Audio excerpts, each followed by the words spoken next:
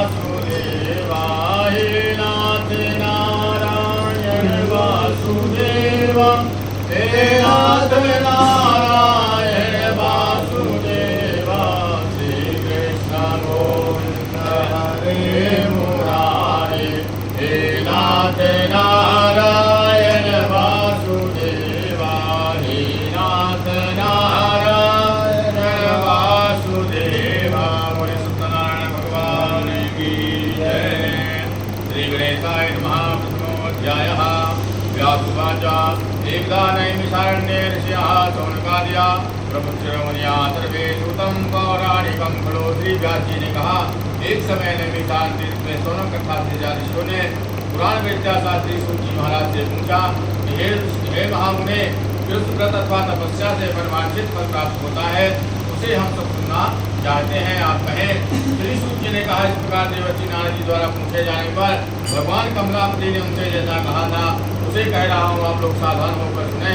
एक समय योगी नारद जी लोग कल्याण की कामना से विविध लोगों भ्रमण करते हुए मृत्युलोक में आगमन हुआ और उन्होंने यहाँ आकर देखा कि अपने कर्म फल के अनुसार नाना प्रकार की योनियों में उत्पन्न सभी प्राणी बहुत दुखों क्लेश से भोगते हुए देखा तथा इस उपाय से इनके दुखों का नाश हो सकेगा का मन में विचार करके वह विष्णु लोक हो गए।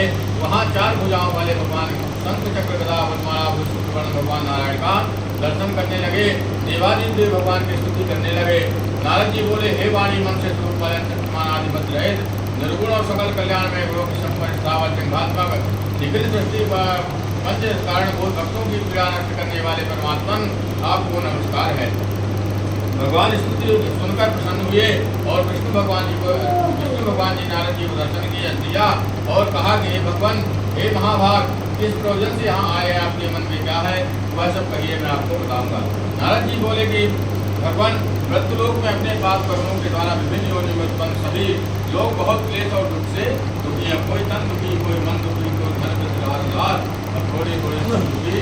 सुखी राम के दास भगवान की जो सेवा करता है वो सदैव सुखी, यहाँ भी सुखी और वहाँ भी सुख में मिलता है। हे भगवान, इस लघु छोटे उपाय से इनके कष्टों का निवारण हो सकेगा। यदि आपकी मेरे ऊपर कृपा हो तो मैं सुनना चाहता हूँ, उसे बताएं।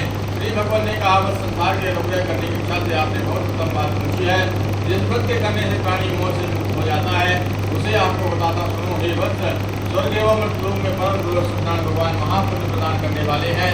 आपके स्नेह कारण से मैं कह रहा हूँ, आप लोग सुने। अच्छी प्रकार विधि विधान से भगवान सत्यनारायण भगवान का व्रत करके मन शीघ्र सुख प्राप्त कर परलोक मोक्ष को प्राप्त करता है।